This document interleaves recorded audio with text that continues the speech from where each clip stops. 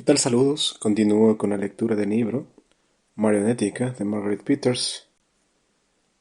En este tercer episodio sobre la lectura de este libro, continúo con la lectura del primer capítulo titulado La Revolución Feminista, Sexual y Cultural Occidental. Si todavía no has escuchado los dos episodios anteriores, pues bueno, mejor búscalos para que puedas continuar con el hilo del libro. En este episodio voy a leer ya la última parte del primer capítulo titulado Herbert Marcuse. En este episodio voy a leer la última sección de este capítulo titulada Herbert Marcuse y la Revolución Cultural. Herbert Marcuse, 1898-1979, es el maestro de la Revolución Cultural Occidental de los años 60. Una revolución cultural que se basa en el erotismo, el placer y el eros. Al convertirla en cultural, Marcuse hizo de la poderosa y creciente ola de las revoluciones feminista y sexual un maremoto. En el prefacio de Eros y Civilización, Marcuse anuncia sin rodeos que su objetivo era hacer la revolución sexual.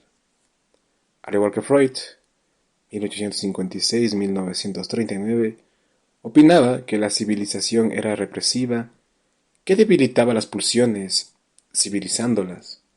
Recordemos que Freud había creado las tres instancias de la persona: el id, el ello, es decir, el inconsciente, que no conoce ni el bien ni el mal, que es libre y fundamental; el ego, o sea, el yo, mediador entre el id y el mundo exterior. Coordina las pulsiones del id para minimizar los conflictos con la realidad. El ego no está en paz consigo mismo, está a la defensiva, porque la realidad es hostil. Y el superego, el superyo, es decir, la influencia de los padres, de los maestros, del Estado, de las instituciones, de las leyes, etc. Marcuse preconizaba una revolución cultural o erótica que convirtiera en no represiva a nuestra civilización. Pretendía sustituir el sistema existente por una civilización que permitiera al individuo, entre comillas, ser el mismo. Liberado de toda presión social e institucional, según él, el nuevo sistema debía ser formado y determinado por los propios impulsos sexuales. Marcuse quería transformar las necesidades instintivas del individuo en valores políticos, de la satisfacción de sus impulsos individuales en objetivo deseable para la sociedad. De acuerdo con su ideología, la fuerza motriz de la revolución no era en la lucha de clases o el desarrollo económico, sino la psicología del individuo, la naturaleza instintiva. Marcuse hizo una síntesis de Marx y de Freud. Freud definía la personalidad humana como un sustrato psicomaterial motivado por la búsqueda hedonista del placer. El psicoanálisis freudiano radicaliza el principio según el cual el placer es la pulsión humana fundamental. Lo reduce todo a la libido. El error fundamental de Freud fue el de considerar que la realidad era contraria al placer, que era su enemiga natural y por lo tanto enemiga de la humanidad. Así se entiende por qué la civilización occidental se ha apartado cada vez más de la realidad desde el freudismo. Marcuse adoptó la visión nihilista y maniquea que tenía Freud de la cultura. Freud consideraba que la civilización se basa en el permanente sometimiento de los instintos, lo cual provoca represión y sufrimiento. El pesimismo de Freud era innato. Según él, la felicidad no es un valor cultural, y la historia del hombre es la historia de su represión. Marcuse va más lejos. La fuerza destructora de los instintos, explica, se debe a que luchan por una gratificación que la cultura no puede proporcionarles. El placer sexual mismo, con fin en sí en todo momento. Los instintos se vuelven humanos bajo la influencia represiva de la realidad exterior, no de la naturaleza, sino del hombre y de la sociedad. Por lo tanto, La realidad es una experiencia traumatizante, una fuerza que se opone a nuestras aspiraciones. En cuanto al, en cuanto al inconsciente, mantiene como objetivos los del principio del placer. El principio de realidad se ha materializado como sistema de instituciones. La conciencia, la agencia moral más querida por el individuo civilizado, aparece imbuida del instinto de muerte. El imperativo categórico que el superego aplica se mantiene como imperativo de autodestrucción a la vez que construye la existencia social de la personalidad.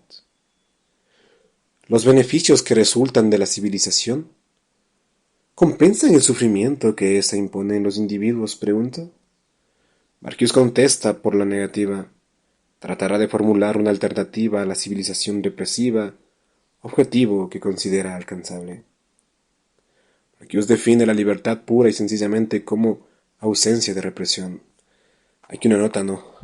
Esto parece como la... Es el típico, más bien dicho, lema liberal. Menciono esto porque mucha gente considera que todo esto que está pasando es únicamente de la izquierda socialista, ¿no?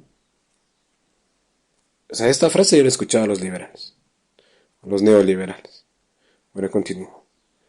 La libertad se convierte en un fin en sí, un valor supremo sin contenido. La memoria y la imaginación se convierten en facultades salvíficas. Volver al pasado y huir de la realidad mediante los sueños nos libera de la civilización represiva. En efecto, Marcuse habla de una compulsión inherente de la vida orgánica a restaurar un estado de cosas anterior, que el ente vivo se ha visto obligado a abandonar bajo la presión de fuerzas externas perturbadoras. La regresión es la tendencia dominante de la existencia humana. Se supone que la memoria del pasado debe ayudarnos a reencontrarnos. Por otra parte, la imaginación es, para Marcuse, una forma de actividad mental que conserva un alto grado de libertad con respecto al principio de realidad. Lo imaginario liga las capas más profundas del inconsciente a las producciones más elevadas de actividad consciente, vincula el sueño y la realidad. Nos libera de la realidad represiva, dice, mediante el sueño. Marcuse preconizaba también las perversiones sexuales. El niño no solo no es deseado, sino que tampoco es natural, puesto que se opone al instinto. El niño es la contradicción viviente del placer, es represivo por la responsabilidad que impone a los padres. Las perversiones sexuales contienen una promesa de felicidad superior a la sexualidad normal. Reivindicando la libertad instintiva en un mundo de represión, a menudo se caracterizan por un fuerte rechazo del sentimiento de culpabilidad que acompaña a la represión sexual. Los visionarios y militantes de la revolución erótica occidental han deconstruido la realidad, la naturaleza, la cultura, la civilización, la tradición, la autoridad, el Estado de Derecho, la imagen del Padre, la moralidad de la religión, la verdad, el bien y el mal, la racionalidad, la conciencia, el conocimiento objetivo, la personalidad individual, la felicidad personal, la vida eterna, la inmortalidad, el amor al prójimo, la amistad, el cariño. Bueno, usted puede agregar a esto su propia lista, ¿no? Han sustituido la realidad por el placer sensual, el progreso espiritual por la regresión, la razón capaz de discernir por la razón negadora, la sexualidad normal por las perversiones, el amor espiritual por el amor narcisista, la conciencia moral por el inconsciente, la imaginación y la sensualidad. Como veremos en el capítulo siguiente, los frutos culturales de la deconstrucción, como veremos en el capítulo siguiente, los frutos culturales de la deconstrucción se convirtieron en normas mundiales durante el proceso de construcción de un nuevo consenso global en la primera mitad de los años 90.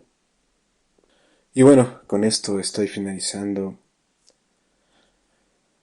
este primer capítulo que, bueno, nos contó sobre el feminismo, la revolución sexual y acá un poco sobre la revolución cultural, ¿no? Quienes han sido los instigadores, los ideólogos, ¿no?